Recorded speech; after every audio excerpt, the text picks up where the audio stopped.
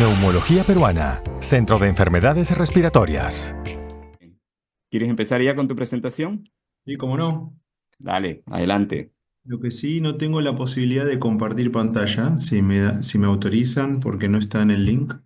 A ver, por favor. Ahí está. ¿Ya está? A ver si estamos. Denme un segundito y yo les comparto.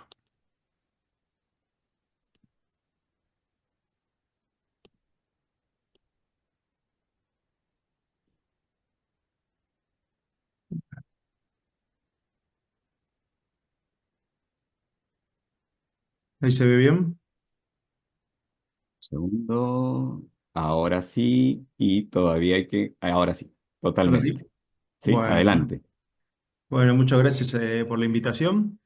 Este es un gusto para mí estar con ustedes acá. Yo soy el doctor Fernández, yo soy especialista en enfermedades intersticiales en Buenos Aires, Argentina, y me invitaron a hablar un poquitito de los estados nutricionales en los pacientes con enfermedad pulmonar intersticial y malnutrición.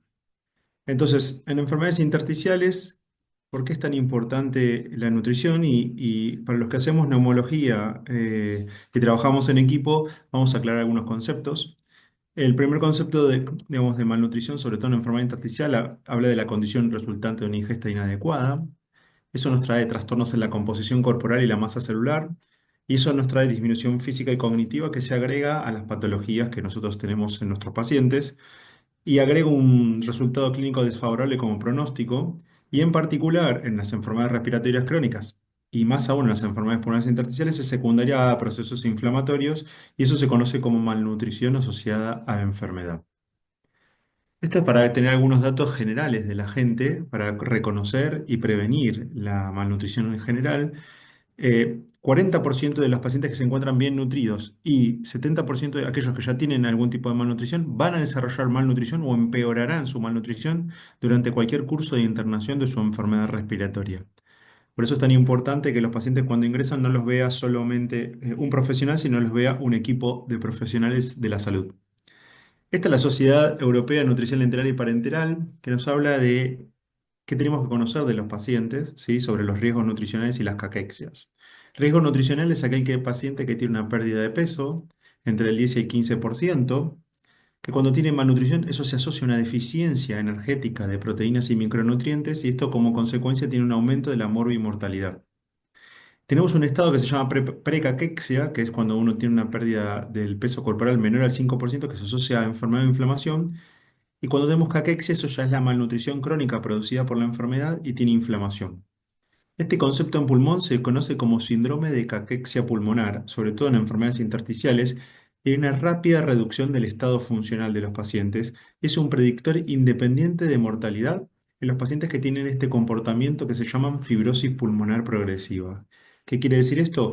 Que no importa que enfermedad intersticial esté diagnosticada, con un diagnóstico de un tratamiento adecuado, a pesar de eso, empeora, ya sea clínica, imagenológica o funcionalmente. Eso se conoce como comportamiento de fibrosis pulmonar progresiva. Cuando uno tiene caquexia pulmonar es un predictor independiente de mortalidad, ya que genera pérdida de peso, atrofia muscular, y puede ser esto libre de grasa, que eso es lo más importante. Una de las cosas que más molestan a tanto los médicos como los pacientes es que tienen que entender que cuando uno tiene un síndrome de caquexia pulmonar, este síndrome de caquexia es refractario al tratamiento, es decir, uno tiene que acostumbrar las expectativas, las expectativas.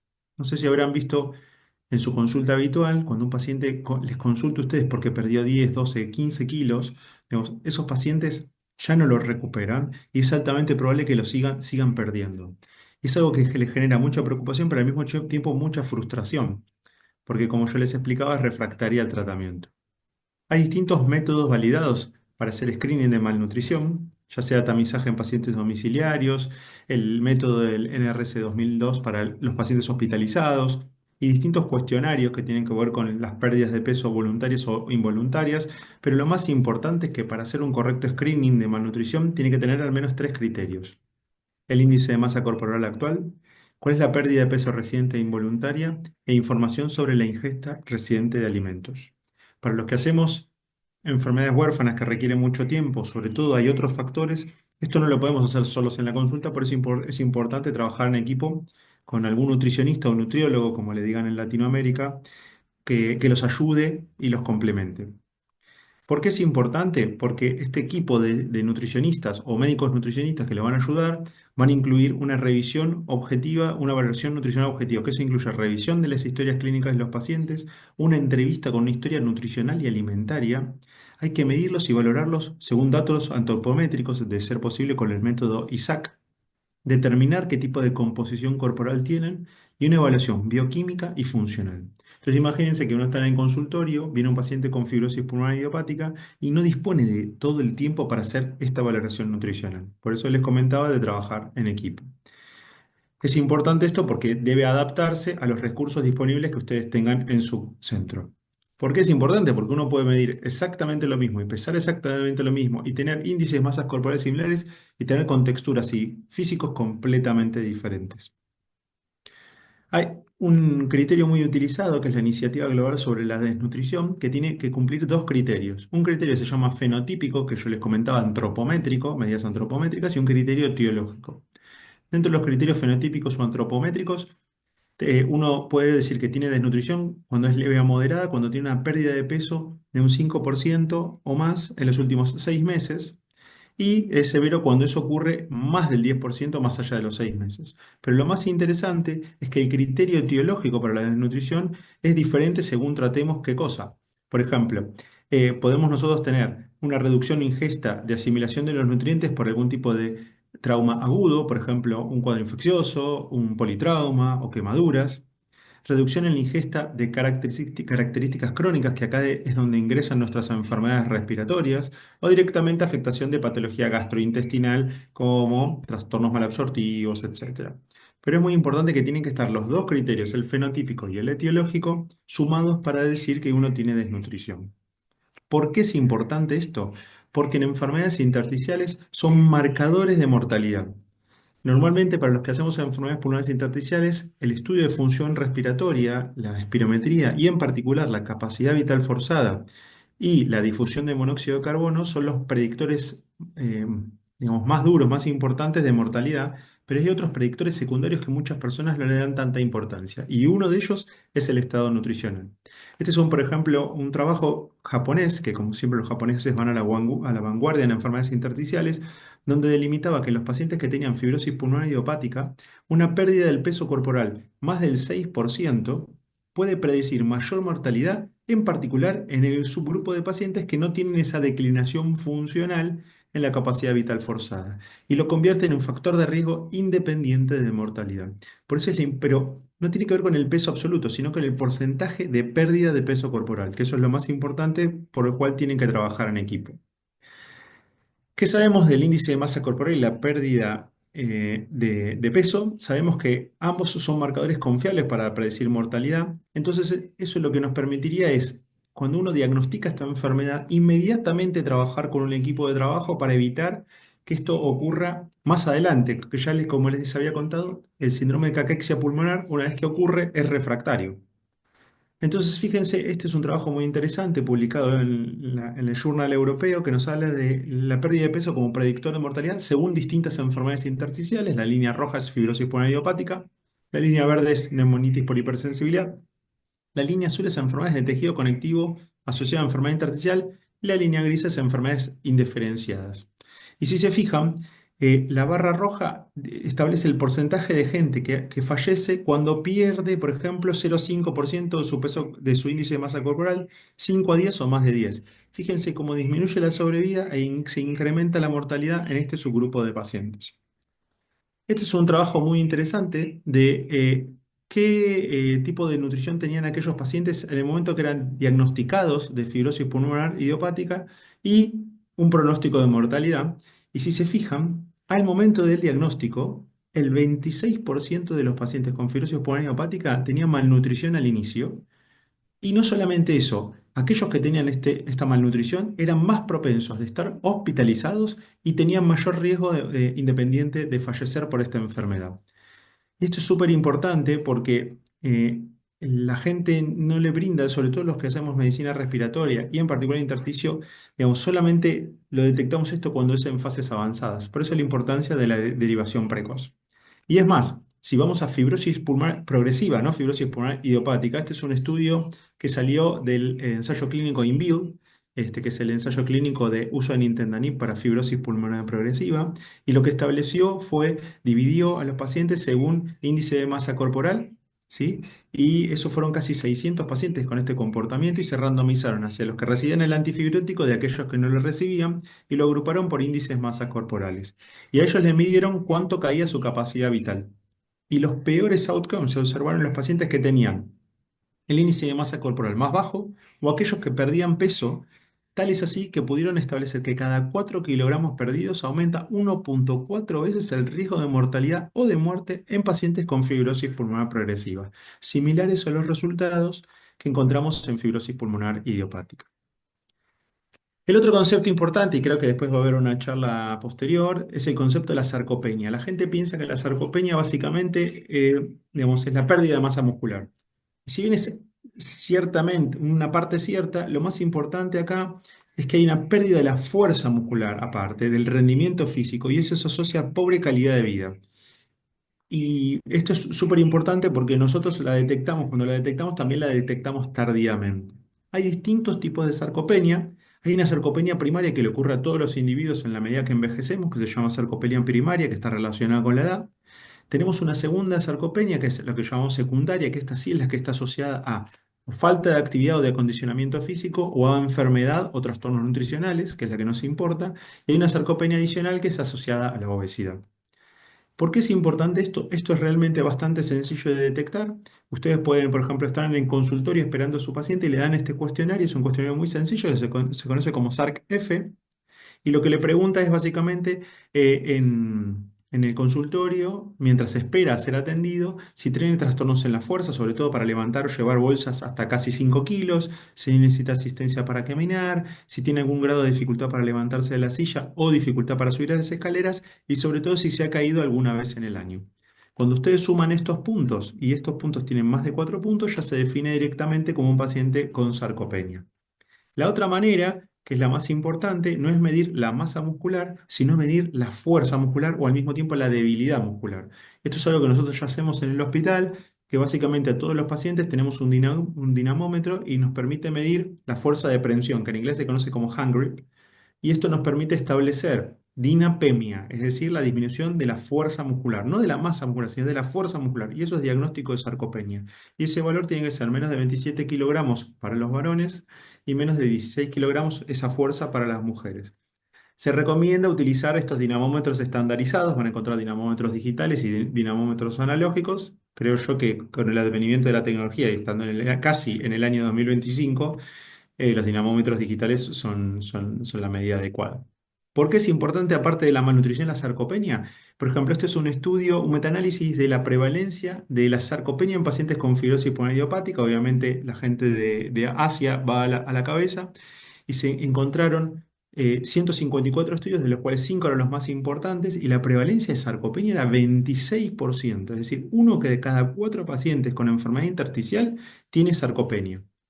Y cuando uno lo extiende eso y lo establece como pronóstico, digamos, no solamente lo van a reproducir en otros trabajos en la literatura, sino que cuando lo siguen a los 6 meses, aquellos pacientes que están en sarcopenia, otros están en riesgo de sarcopenia. Es decir, fíjense que cuando uno estudia pacientes con fibrosis pulmonar idiopática, al momento del diagnóstico casi uno de cada 4 tiene sarcopenia, pero a los 6 meses se le suma casi un 15% más que están en riesgo de sarcopenia. Y esto tiene que ver un poquitito con los trastornos de los niveles de actividad física que tienen los pacientes con enfermedad intersticial, los estados hipercatabólicos que tienen estos pacientes para poder respirar y el consumo energético y la pérdida de apetito que conlleva a este estado hipercatabólico. ¿Por qué es importante esto? Porque deben trabajar en equipo con un nutricionista que les intente dar una ingesta calórica adecuada y muchas veces para eso es necesario tener suplementos dietarios o incrementar el número o frecuencia de las comidas, incorporar las proteínas con una base adecuada. Las comidas pueden ser, en lugar de ser gran cantidad, poca frecuencia, sino muy frecuentes y pequeñas de densidad calórica. Es importante que tengan los distintos contenidos y esto es algo no menor, preparaciones que exijan poca masticación. Yo a veces les doy un ejemplo a los médicos que escuchan estas charlas. Y entonces imagínense que uno está comiendo frutas secas. Entonces la fruta seca requiere mucha masticación para poder después deglutir. Entonces todo lo que requiera, digamos, extremada cantidad de masticación va a fatigar a los pacientes y por ende van a disminuir su consumo. Otra de las cosas que se recomienda es que los líquidos se encuentren fuera de las comidas. Es decir, ¿por qué? Para que no tengan esa sensación de plenitud precoz. Descanso previo a las ingestas principales para que no estén tan fatigados, aporte de micronutrientes e intentar trabajar en un perfil antiinflamatorio que vi que han dado en otras conferencias en el día de hoy.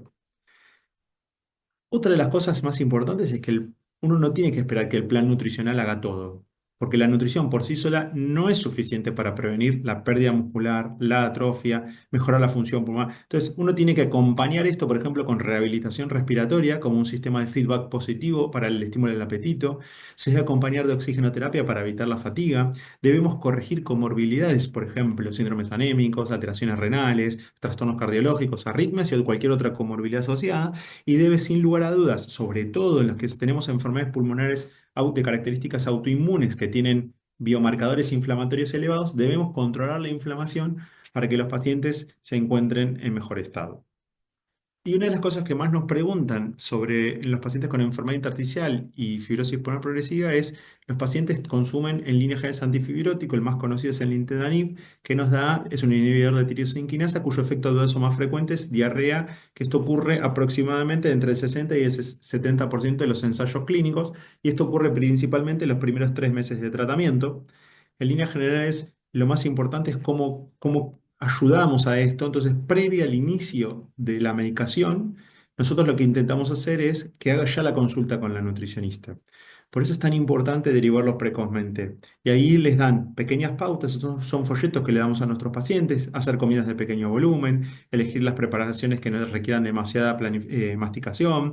Es fundamental que los pacientes, que sobre todo los familiares, no les restrinjan la comida por miedo a tener más diarrea, porque eso sí lleva a la pérdida de peso involuntaria. Entonces es importante que se alimenten correctamente y cuando tengan la diarrea, tener un plan adecuado. Es importante modificar los métodos de cocción porque estos, si son moléculas que van a inducir al aumento del tránsito intestinal a la diarrea, hay que disminuir los contenidos, por ejemplo, de lactosa o, por ejemplo, disminuir la cantidad de fibras, ¿sí? Que parece una tontería, pero es una realidad. Y después hay que darles un tratamiento sintomático en función de la cantidad de deposiciones. Normalmente, cuando uno consume nintedanib, le indica a los pacientes qué tipo de deposición y la frecuencia. Puede tener hasta 4 deposiciones, por ejemplo, y eso nosotros la consideramos leve. Y a eso lo que les recomendamos es que ingieran mucha agua y pueden tomar un comprimido de loperamida, que es un antidiarreico, luego de cada deposición.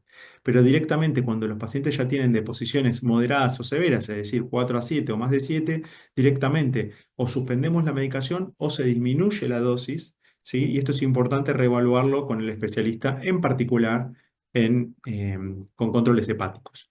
Y una de las cosas que me parece súper interesante compartir, este es un pequeño trabajo, es un único trabajo que está hecho por la gente de España, que lo que se planteó es el uso de la harina de algarroba, que es un preparador de alimentos, ¿sí? Que como cualquier tipo de harina, y lo que hicieron fue un pequeño ensayo clínico donde le daban una dosis de 7 gramos de harina de algarroba antes del desayuno, que es básicamente una porción de una cucharada de postre, y una segunda dosis antes de la cena. Y sobre todo lo que querían ver era si el número de pacientes que recibía el Nintedanib podía aumentar, podía consumir la dosis óptima del mismo. Cuando uno tiene diarrea, hay dos dosis que están establecidas. La dosis máxima es 300 miligramos por día y la dosis mínima es 200 miligramos por día. Cuando los pacientes habitualmente tienen diarrea, se sugiere disminuir la frecuencia, o sea, la intensidad de la dosis de Nintedanib a 100 miligramos cada 12 horas.